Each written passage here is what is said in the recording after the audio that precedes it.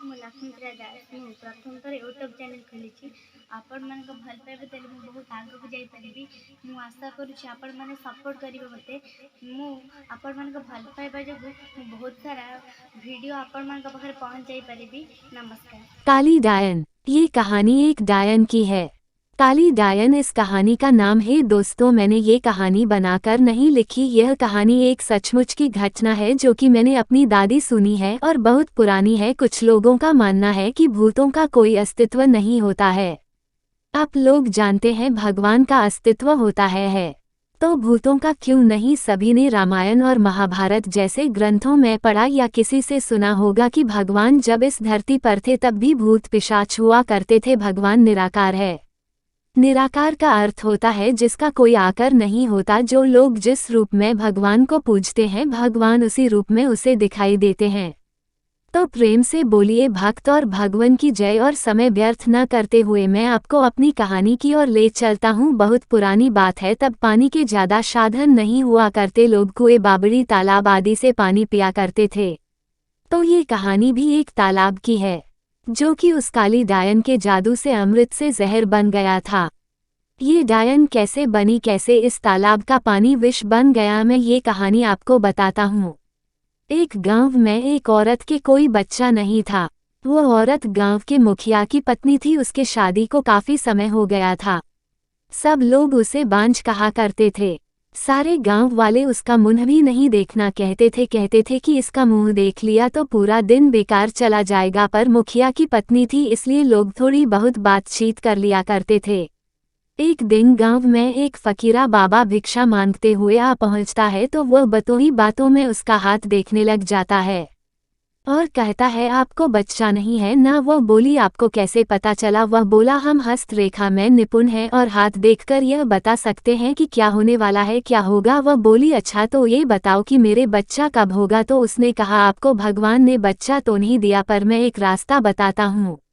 वो सुनो, अमावस्या की रात को किसी एक ऐसे लड़के की बलि पीपल के पेड़ के नीचे दो जो अपने माँ बाप के एकलौता पुत्र हो और उसके खून से अपने बाल धोना। फिर कहना, ए प्यासी आत्माओं, ये बलि मेरी तरफ से स्वीकार करो और मुझे एक पुत्र दे दो।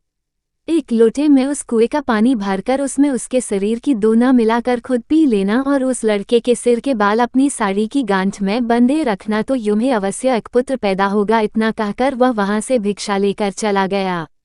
उस दिन के ठीक 3 दिन बाद अमावस्या थी। उस औरत ने वही किया जो उस बाबा ने बताया था। उसने अपने देवरानी के लड़के की बलि दे दी और खून की 2 बूंदें पानी में मिलाकर खुद पी लिया और उस सिर के कुछ बाल को काटकर अपनी गांठ में बांध लिया और बिना पीछे मुड़े अपने घर आ गई। सुबह गांव वालों को पता चला कि मुखिए के भाई के बेटे को किसी ने मार के वहां फेंक रखा है। जब ये बात मुखिए और उसके भाई ने सुनी तो वह नंगे पैर दौड़ पड़े। धीरे धीरे सारा गांव इकट्ठा हो गया। उस लड़के की मां का रो बुरा हो गया था।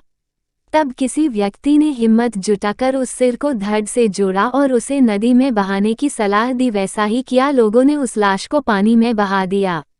सब लोग यही कह रहे थे, किसने किया, ये सब कैसे हुआ? सब लोगों के लिए ये घटना चिंता का विषय बन गई थी।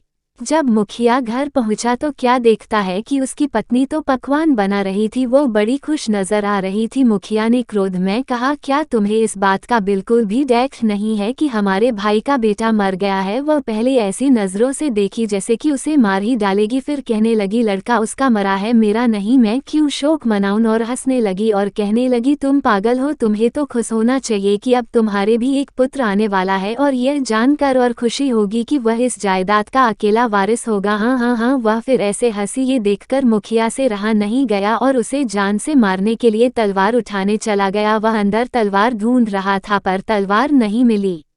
जब वो पत्नी के बेड के पास पहुंचा तो क्या देखता है कि सारे कपड़े खून से लथपथ हैं और तलवार भी वही पड़ी है और उस पर खून लगा है। वो ये सब देखते समझ गया कि यह सब इसने पुत्र प्राप्ति के लिए बलि दी है। उसने उसे मारने का विचार बनाया कि अभी मैं इसको मार दूंगा तो सब लोग मुझे गलत समझेंगे।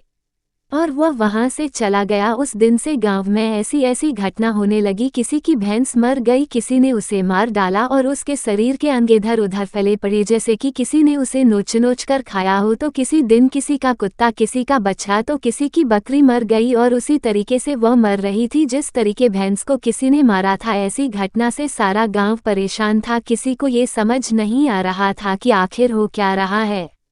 एक दिन की बात, मुखिया रात को अपने गेट के पास सोया हुआ था। आधी रात के समय उसे गेट खुलने की आवाज आई। वह जाग गया। उसने देखा कि एक औरत बाल फिकरे हुए आधी रात को बाहर चली जा रही है। देखने में तो ऐसा लग रहा था कि जैसे उसको कोई खींच कर ले जा रहा हो।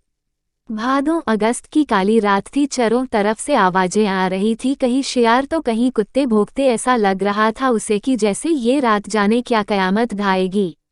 अचानक उसे एक गाय के बछड़े के रंभाने की आवाज आई। वह समझ गया हो न हो यही सारे गांव की बर्बादी का कारण है। मुखिया के दिमाग में एक आइडिया आया कि क्यों न मैं चलकर देखूं कि यह कहाँ जाती है। वह उठकर चल दिया। उसने आगे चल के क्या देखा कि पड़ोसी के गाय का बछड़ा का कटा हुआ मुंड पड़ा है और उसके धड़ को वह